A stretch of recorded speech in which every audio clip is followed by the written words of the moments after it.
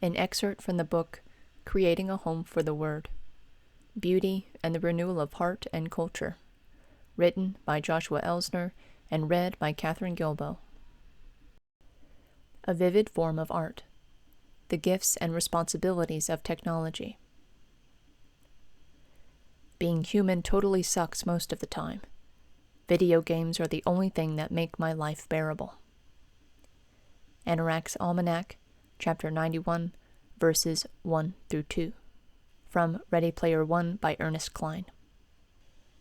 In this reflection, I would like to devote some time to thinking about the particular gifts and challenges of art and communication in a society that is highly advanced in technology, particularly computer technology.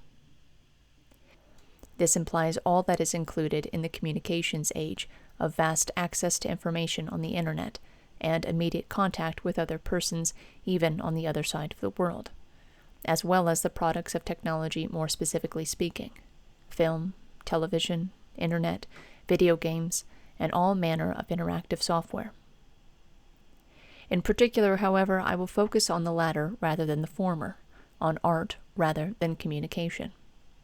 It is perhaps a less explored issue, but also one with grievous harms if improperly used, since, as the now popular saying goes, the medium is the message. This is not entirely true, but it nonetheless illustrates a profound truth. The manner in which a truth is communicated to me influences the way in which, and also how deeply, this truth is received by me. It is, however, also true in our day that the development of artificial intelligence technologies is threatening the very seat of our creative activity and endangering it, seeking to replace the human person as the very origin of his creative work and putting in its place automatic computer processes. We will touch on this frankly frightening topic a bit later. But to return to the truth within the phrase that the medium is the message, we can affirm that the different media inherently have different effects upon our manner of being and our attention, not just in the moment that we are using them, but, unless we deliberately resist it, and sometimes even then, also in the long term. This is how people can speak of the death of the linear mind and the birth of a multitasking mind that can no longer follow a complex train of thought through to the end, but instead tends to consume vast amounts of bite-sized information without fatigue, or perhaps there is a great fatigue which we simply take for granted, and yet remains superficial in its approach. The whole point is that this is not a neutral matter. As Nicholas Carr writes in his book, The Shallows, over the last few years, I've had an uncomfortable sense that someone or something has been tinkering with my brain, remapping the neural circuitry, reprogramming the memory. My mind isn't going, so far as I can tell, but it's changing. I'm not thinking the way I used to think. I feel it most strongly when I'm reading. I used to find it easy to immerse myself in a book or a lengthy article. My mind would get caught up in the twists of the narrative or the turns of the argument, and I'd spend hours strolling through long stretches of prose. That's rarely the case anymore. Now my concentration starts to drift after a page or two. I get fidgety, lose the thread, begin looking for something else to do. I feel like I'm always dragging my wayward brain back to the text. The deep reading that used to come naturally has become a struggle. I think I know what's going on. For well over a decade now, I've been spending a lot of time online, searching and surfing, and sometimes adding to the great databases of the internet. The web's been a godsend to me as a writer. Research that once required days in the stacks or periodical rooms of libraries can now be done in minutes. A few Google searches, some quick clicks on hyperlinks, and I've got the telltale fact or pithy quote I was after. I couldn't begin to tally the hours or gallons of gasoline the net has saved me. I do most of my banking and a lot of my shopping online. I use my browser to pay my bills, schedule my appointments, book flights and hotel rooms, renew my driver's license, send invitations and greeting cards. Even when I'm not working, I'm as likely as not to be foraging in the web's data thickets, reading and writing emails, scanning headlines and blog posts, following Facebook updates, watching video streams, downloading music, or just tripping lightly from link to link to link. The boons are real, but they come at a price. As McLuhan suggested, media aren't just channels of information. They supply the stuff of thought, but they also shape the process of thought. And what the net seems to be doing is chipping away my capacity for concentration and contemplation.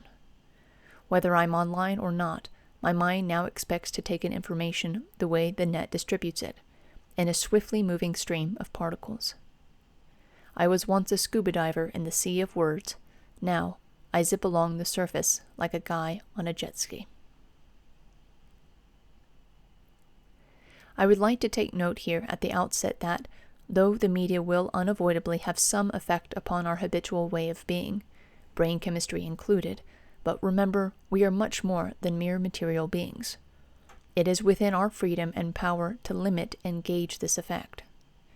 Man, after all, always remains in the hand of his own counsel, and he is never the mere victim of his environment. This is in fact clear in the short text from Carr. His very choice to engage the internet in the way that he does, seemingly with very little self-restraint or limitation, has been quite clearly a large part of the effect it has had upon him.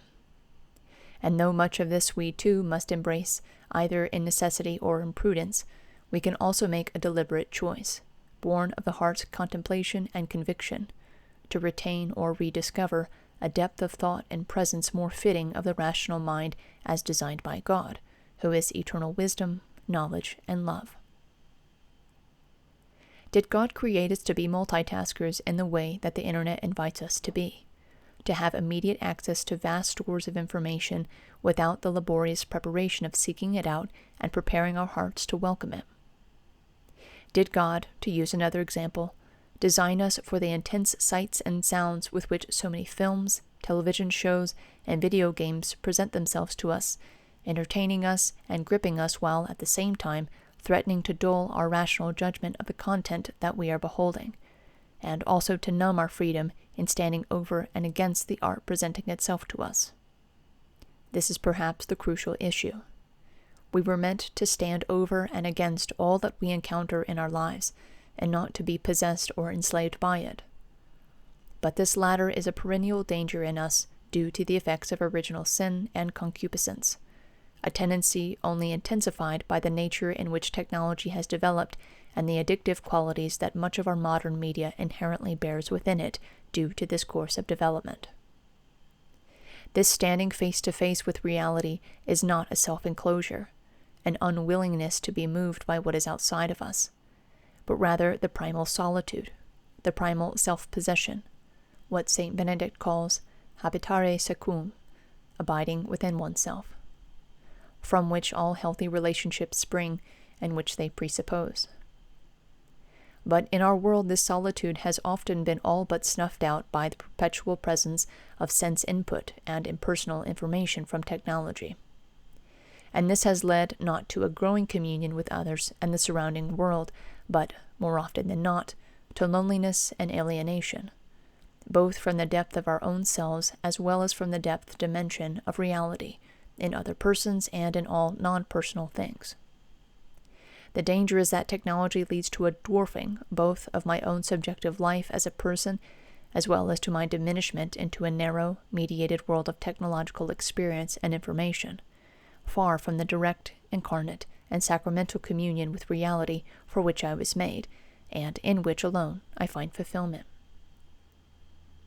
Part of our recovery as a society and as individuals, even if we cannot and should not erase technology from the world, is to rediscover the truth of our being, and from this, to order and limit technology accordingly, so that it may truly be a tool in the hands of a free subject, a servant of human freedom, rather than a master of the very one who first created it. Each one of us must discover and live the truth of our personhood as a self-possessing itself, as a free individual who sees, receives, judges, engages, and chooses not because swayed by exterior forces and sensations, however strong, but rather out of the deep well springs of the heart, where mind, affections, and will converge in the innermost eye of a person's being in solitude before God. Before we dive in more deeply, let us quote a pertinent passage from the beginning of the document Gaudium et Spes from the Second Vatican Council. It shows that regardless of many developments, things remain very much the same now as they were in the 1960s, and also that the enduring answer remains timeless, born as it is of the eternal God. Persons and societies thirst for a full and free life worthy of man, one in which they can subject to their own welfare all that the modern world can offer them so abundantly.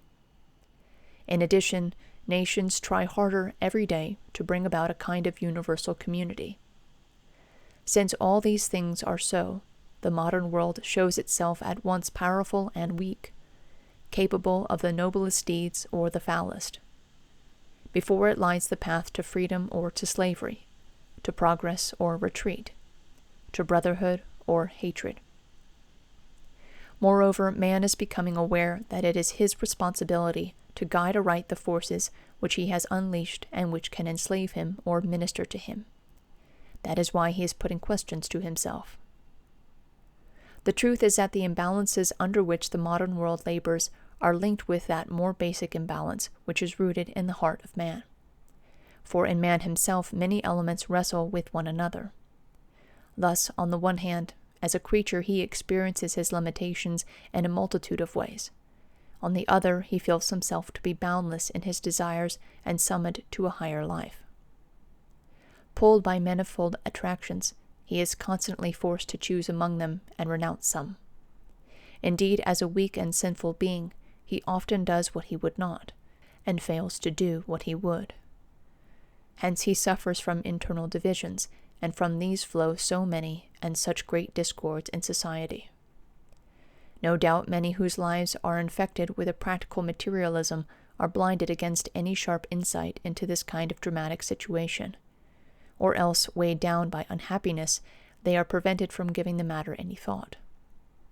Thinking they have found serenity in an interpretation of reality everywhere proposed these days, many look forward to a genuine and total emancipation of humanity wrought solely by human effort. They are convinced that the future rule of man over the earth will satisfy every desire of his heart. Nor are there lacking men who despair of any meaning to life, and praise the boldness of those who think that human existence is devoid of any inherent significance and strive to confer a total meaning on it by their own ingenuity alone. Nevertheless, in the face of the modern development of the world, the number constantly swells of the people who raise the most basic questions or recognize them with a new sharpness. What is man? What is this sense of sorrow, of evil, of death, which continues to exist despite so much progress? What purpose have these victories purchased at so high a cost? What can man offer to society? What can he expect from it? What follows this earthly life? The Church firmly believes that Christ, who died and was raised up for all, can through his Spirit offer man the light and the strength to measure up to his supreme destiny. Nor has any other name under the heaven been given to man by which it is fitting for him to be saved. She likewise holds that in her most benign Lord and Master can be found the key, the focal point and the goal of man, as well as of all human history. The Church also maintains that beneath all changes there are many realities which do not change and which have their ultimate foundation in Christ, who is the same yesterday and today, yes, and forever. Hence, under the light of Christ, the image of the unseen God, the firstborn of every creature, the Council wishes to speak to all men in order to shed light on the mystery of man and to cooperate in finding the solution to the outstanding problems of our time. Gaudium et Spes, paragraphs 9 through 10. Christ yesterday, today, and forever. The boldness of this proclamation is what our hurting heart needs more than anything else, the answer which shall never grow old, however much our tired humanity may think it has been disregarded as a thing of the past. But let us turn now to the topic I have presented. At first my approach may appear to lean toward the negative, but I do not intend it to be so, and I ask you to stick with me through everything so we can bring out what is authentically good. As St. Paul says, test everything, hold fast to what is good. 1 Thessalonians chapter 5, verse 21. And again, whatever is true, whatever is honorable, whatever is just, whatever is pure, whatever is lovely, whatever is gracious, if there is any excellence, if there is anything worthy of praise, think about these things.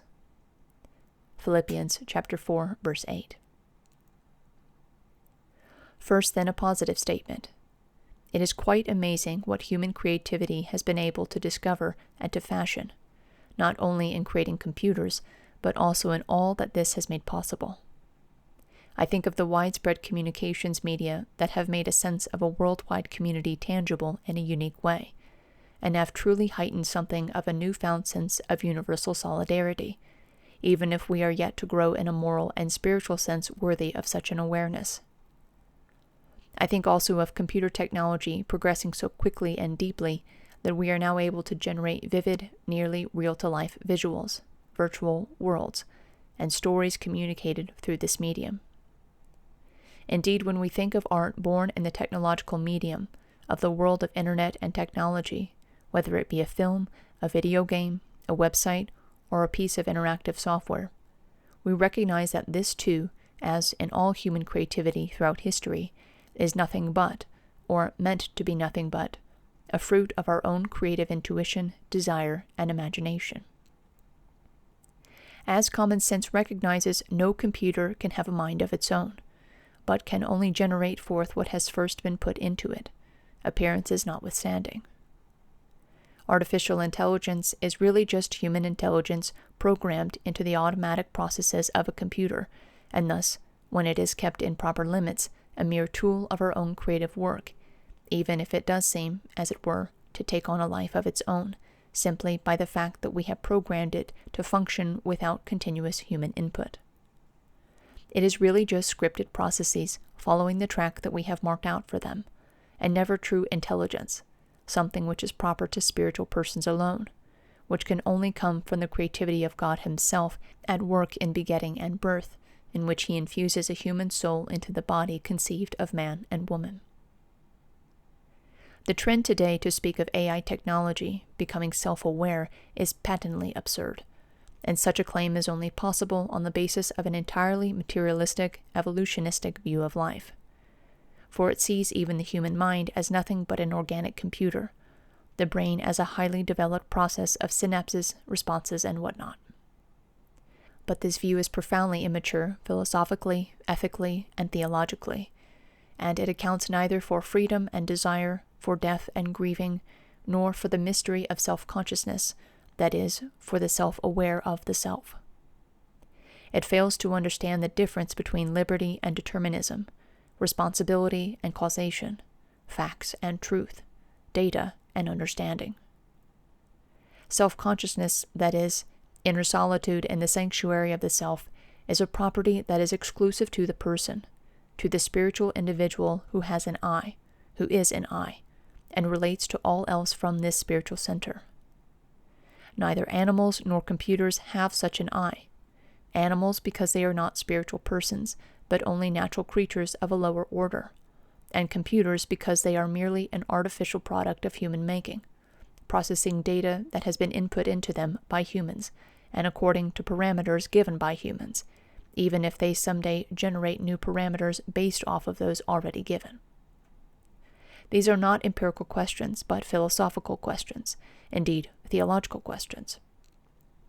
They are simply not questions that science or technology can answer, but rather fall upon the reflective mind and heart of the individual person, and of the human community as a whole, who stands in contemplative awe and receptive responsibility before the world that has been given to us, trying to make sense of it based on the light of our reason, and even the greater light of divine revelation that shines upon us from God.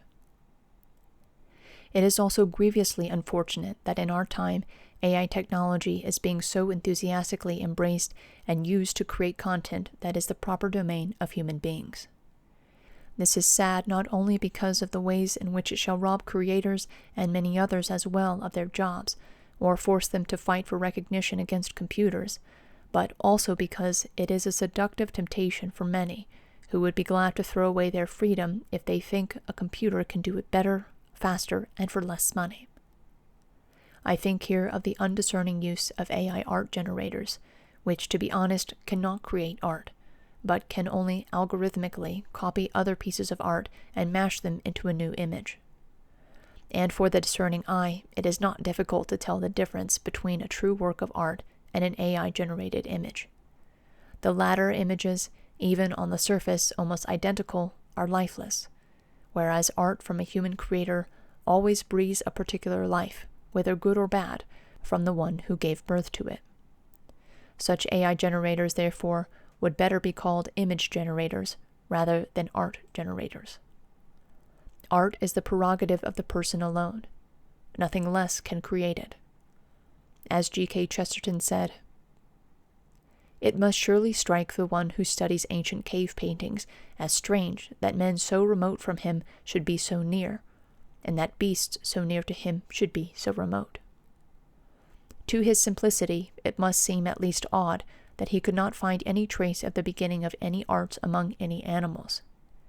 That is the simplest lesson to learn in the cavern of the colored pictures, only it is too simple to be learned. It is the simple truth that man does differ from the brutes in kind and not in degree. The proof of it is here, that it sounds like a truism to say that the most primitive man drew a picture of a monkey, and that it sounds like a joke to say that the most intelligent monkey drew a picture of a man. Something of division and disproportion has appeared, and it is unique. Art is the signature of man. The Everlasting Man, Chapter 1.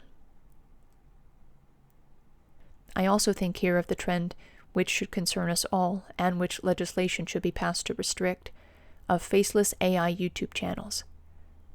What this means is that a person creates a YouTube channel which relies heavily, or even wherever possible, on artificial intelligence for the creation and display of its content. Yes, there can be a valid place, for example, for artificially generated voices giving articulation to articles or audiobooks. Such voices are not creating the content, but merely reciting it. The freedom remains in the hands of the creator. But even here, should we not be concerned about the effect that the use or overuse of such technology will have on those who make their living as narrators or voice actors? It is much more alarming whenever the very idea, title, or even script of a channel's content is generated by artificial intelligence. And this is not just a paranoia. Without any exaggeration, we can say, this is happening today, and not in small numbers. Here a person is, to call it as it is, lying to the public in order to garner popularity and wealth. And what is to keep this same principle of creative dishonesty from being applied in other areas of both school and work? But let us leave the topic of artificial intelligence aside and turn our gaze back upon the nature of art and its relationship with technology. Art in technology, just as art on the page or on the canvas, is an extension of the imagination of man. And due to the nature and reach of technology, such an extension can reach further in scope across the world and present itself more vividly to the senses of others than ever before in history.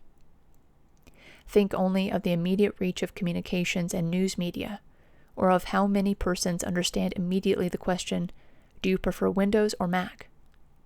Or how many people have seen the Star Wars films, or were first introduced to the Lord of the Rings through the movies rather than the books?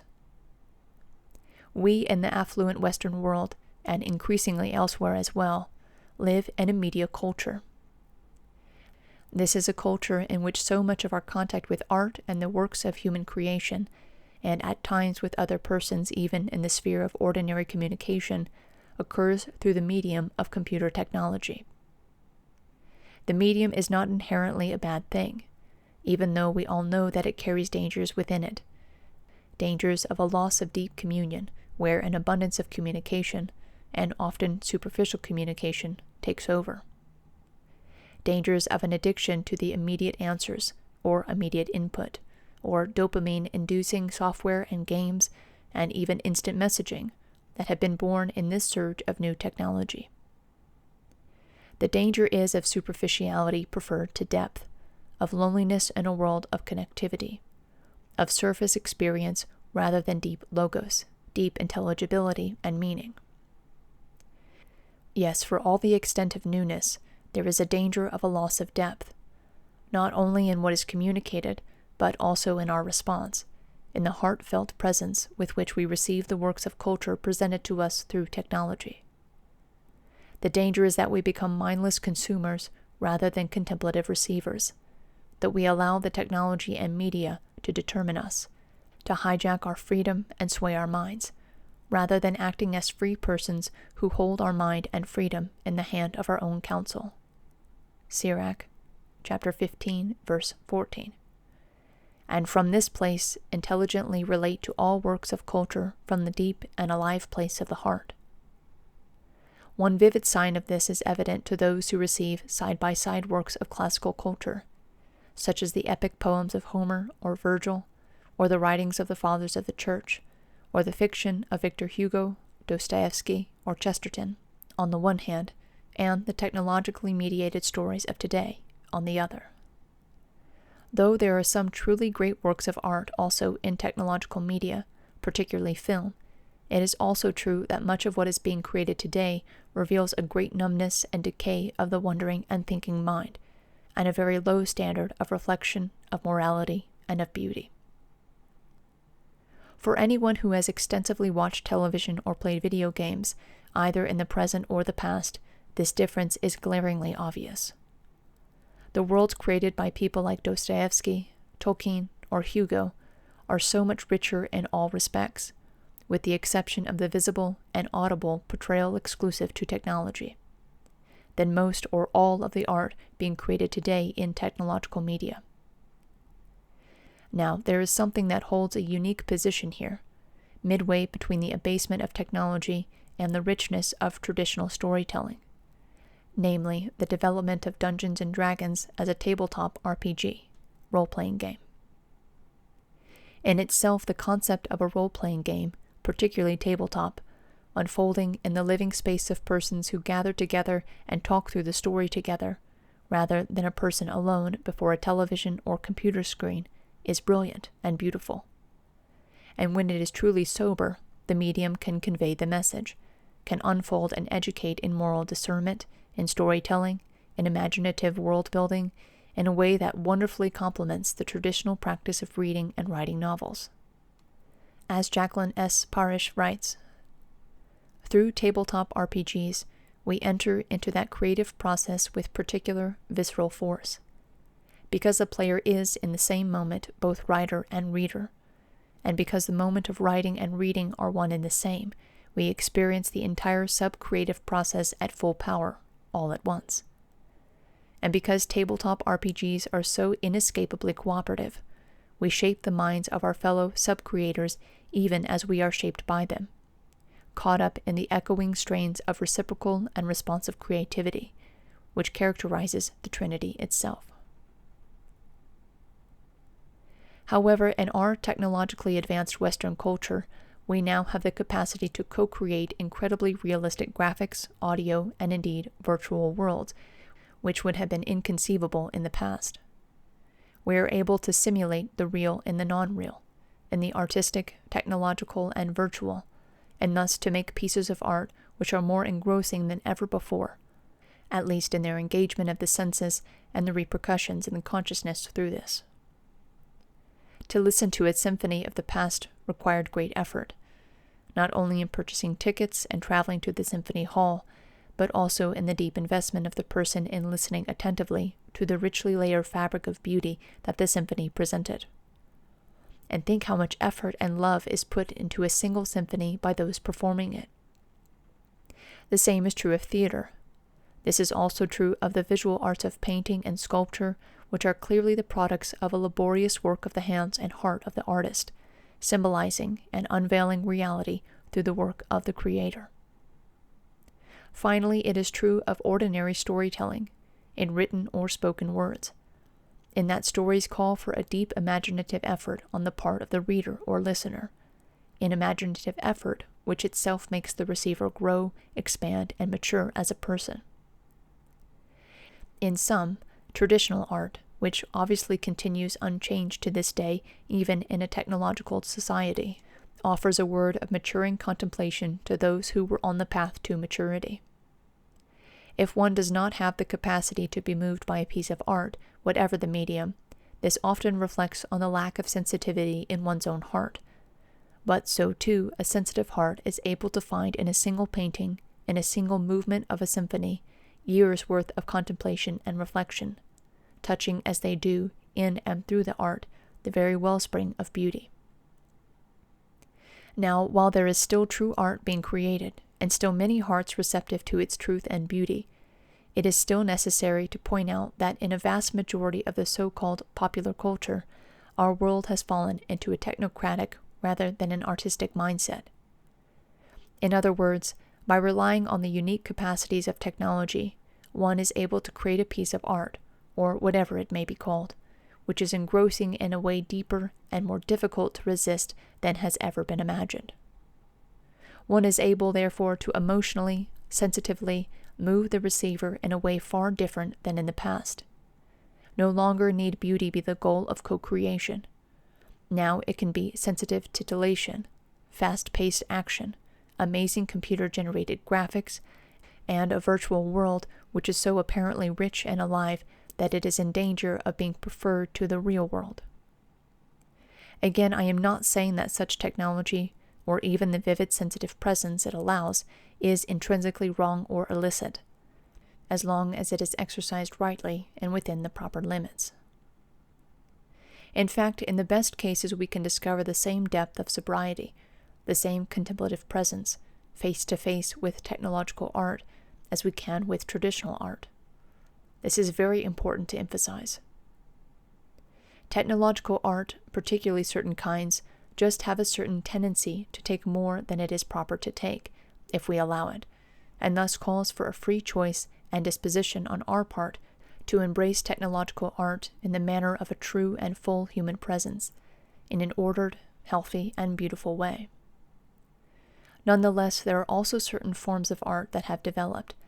I think here of the majority of video games as well as intense action movies, which need to rediscern from their very foundations the proper use of technology. These technologies can be used rightly for sober storytelling and for educational purposes. For example, the recreation of medieval castles, arms, and armor using 3D modeling. But the video game in the form in which we have it today is an artifact that bears within it certain traits that do violence to the integrity of the person receiving it, and this by its very design. But what if we don't set these limits and discern the proper creation and reception of technological art and media? Here we come to the main problem, to one of the deepest and most painful idolatries of our time. It is the idolatry of the co-created over the created, of the virtual over the real, of the simulated over the sacramental, of the enjoyable over the beautiful, of entertainment over art, of the video game attitude over childlike wonder and play in contact with the reality of the world. As the main character, Wade, in Ready Player One comes to realize, though not enough to actually change. Once I had the virtual reality suit on, I ordered the haptic chair to extend. Then I paused and spent a moment staring at my immersion rig. I'd been so proud of all this high-tech hardware when I'd first purchased it. But over the past few months, I'd come to see my rig for what it was. An elaborate contraption for deceiving my senses, to allow me to live in a world that didn't exist. Each component of my rig was a bar in the cell where I had willingly imprisoned myself. Standing there, under the bleak fluorescence of my tiny one-room apartment, there was no escaping the truth. In real life, I was nothing but an antisocial hermit, a recluse, a pale-skinned, pop-culture-obsessed geek, an agoraphobic shut-in, with no real friends, family, or genuine human contact. I was just another sad, lost, lonely soul wasting his life on a glorified video game. This is a terrifying prospect. Indeed, a prison that is pretty and comfortable is much more dangerous than a prison that is uncomfortable. A prison of my own choosing is much more terrible than a prison that another forces upon me. The latter can be a catalyst of human growth and indeed a crucible of sanctity, in which the heart bursts forth beyond its surroundings in longing for God, for transcendent truth, and in deep compassion for all who suffer in this world. The former, however, is an isolated and self-made comfort zone in which all of these things shrivel up and die, and the thirst for God, the search for objective truth, and the empathy and care that draws me outside of myself to feel for others and to seek their authentic good suffocates to nothingness. This picture may seem exaggerated, but for many people today it is in fact not far from the truth. Whatever its particular contours, or the particular nature of the prison bars, it is one of the main reasons that our affluent First World West is so much more sad, depressed, isolated, and unhappy than the poorer countries of the world. For while our brothers and sisters there may be lacking in material goods, their lives are much more open to true values, to transcendent truth, goodness, and beauty, and to relationships that bring life, and are less tied down by things and by the ever-present barrage of stimuli that so many people gladly welcome in the sense of numbing comfort and addicting nourishment that it gives.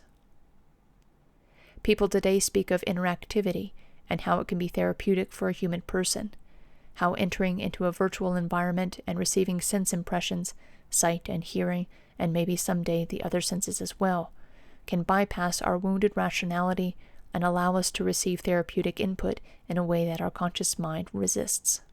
The truth here is that indeed rationality is not the only way to heal, and a return to the simple heart experience is necessary. But we must be wary of relying on technology to do this for us, for the risk is that in the very process of surpassing one wound, a person receives another. For healing only comes from the real and in the real. It comes from the Word, from the Logos communicated to us, and not from any experience, particularly technologically generated experiences. We can heal in and through technological art and mediation only insofar as the Logos of the real is made visible, tangible, and audible to us, and touches us at a deep enough level to address us in the sober realness of our existence as persons incarnate in this world. The question in all this, therefore, lies in how technology can be appropriately used, becoming not an idol in itself, but a servant of reality, as all media are, or should be, throughout history. An important point here is that shortcuts, even if they claim to lead to the same destination, ordinarily do not do so. For whenever a person is educated, healed, eased of anxiety, entertained, or anything else, not on the basis of contact with the real, but rather in contact with a virtual reality that offers itself as more real than the real, however subtly, or even simply diverts the mind and heart from the real, then a very deep fracture occurs in the subjective life of the person. For example, rather than learning to pray and open one's wounds to the Creator of the universe, or finding the courage to enter into living relationships with other persons, an individual turns to a therapeutic game which functions more as medication than as healing, more akin to the diversions of alcohol or drugs than akin to a true sacrament of healing. A person is not more deeply wedded to the simple, humble, ordinary life of the world that God actually created, and which precisely in its deep sobriety, which is never in your face, is profoundly sacramental, but is actually predisposed to preferring the co-created to the created, the fantastical to the real, the immediate relief to the organic process of growth, the virtual, technologically fabricated to the humble ordinariness of the real in which we truly find ourselves. It is also true that this kind of technologically mediated experience, not necessarily because of what it is in itself within proper limits, as rather how it has been used, the trajectory that its development has taken, tends to speak to us on a level that does not summon forth the inner personal freedom of the individual engaged with it, but rather drags down to a low level of base sensual engagement, and oftentimes also speaks to us on the concupiscent levels of our being. for example, sex, violence, titillation, etc. It so often summons forth what is lowest and most broken in us, not calling us to holiness, to reality, to growth as a person, but rather speaking to us in our desire for escape from reality, or our violent tendencies, or our wish to be the victor on the top, or our longing for freedom without boundaries or limit, or any other manner of things. This is not due only to the content of such media, though this is also the case, but also to the very nature of how it has come to express itself in our contemporary world. In other words, the way that our culture has come to engross us with games and movies. In other words, it is not only the content that is sick, but often the way in which the content is communicated. We may be tempted to blame technology, to blame the medium, but this wouldn't be quite right. Yes, the medium has dangers, as every new medium does, but the disorder lies in how the medium is used, how its capacities are misused, how its limits are not respected, as well as in the worldview and values communicated through it. In summary, the danger in so much of our media today, born of the seed of danger present in the new medium, but much more from a disorder in the heart of the creators, which has twisted the promise inherent in the medium to ill purpose, is that it leaves very little space for me to engage as the unique individual that I am, but funnels me along the path predetermined by the creators, and hardly gives me space to realize that this is what is happening. This is true anywhere from video games to search engines and so many things in between. Or the medium is simply too much, transgressing the limits of proper co-creation, seeking to create more than the human heart was ever meant to create, in the Nietzschean will to power that wants to create an alternative universe better than the universe that we have been given, or to create a space of escape within it that goes far beyond the proper place that any art should ever ask for itself.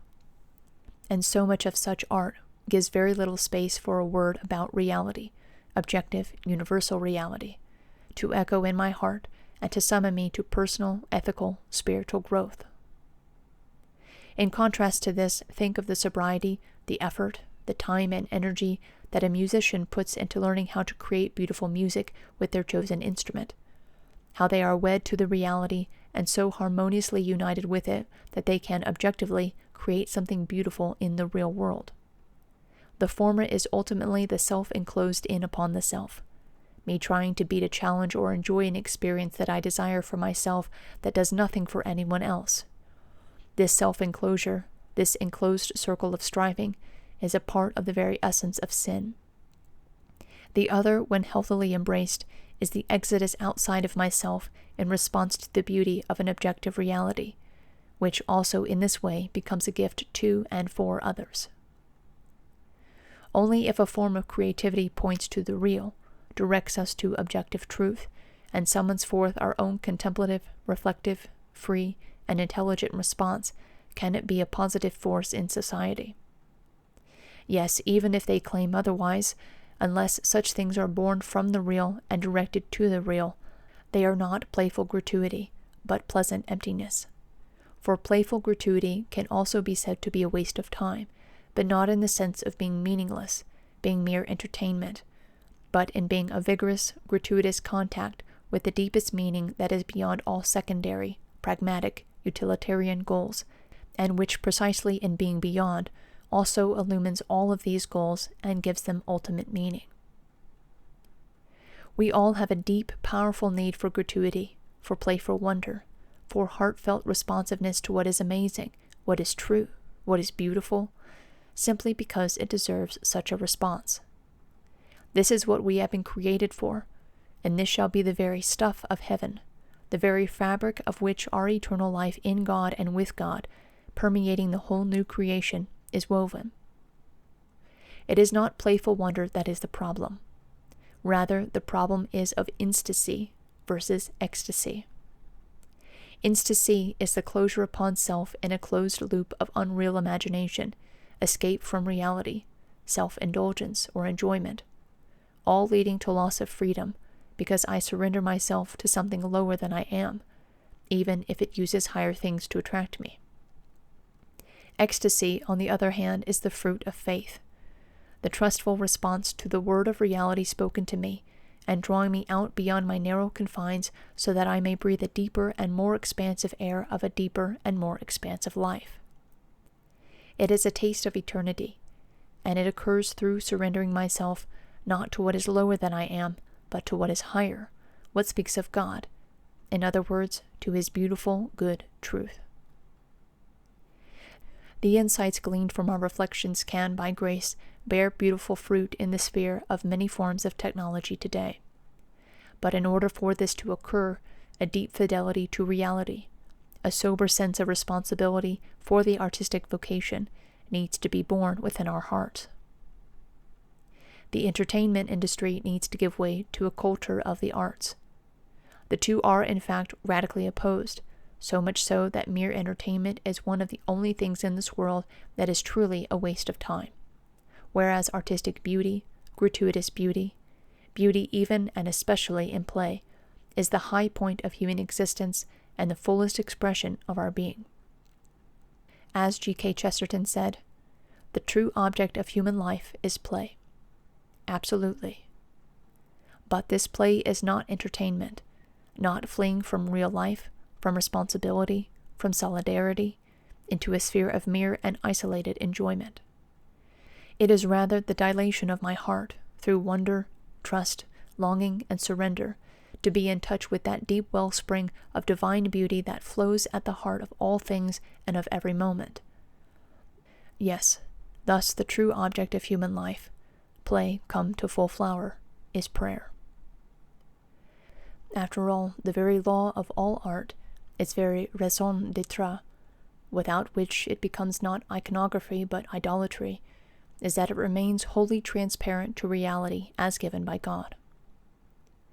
Only thus can it serve the purpose that it is meant to serve, that our contact with any co-created artwork more deeply directs us back to the real, to the bodily, to the actual world that God has made, and enables us to receive, love, cherish, and affirm all things more deeply and with a more disinterested spirit of service and care. Art is a priesthood, and must remain priesthood to remain faithful to itself. And one of the prime ways to tell if art is remaining faithful to this purpose is if it stirs up the sense of priesthood in the receiver, stirs up the sense of responsibility within them, and the awareness that the whole world has been entrusted to them by God, and seeks their own affirming response of love.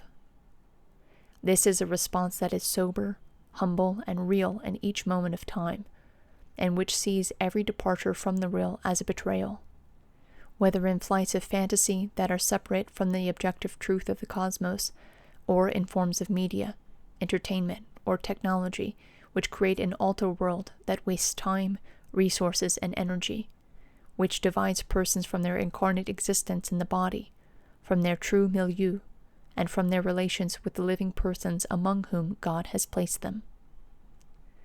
For artistic creation to be fruitful and transparent, therefore, it must be born of the attitude of humble service of God, of reality, and of the contact of the human person with both.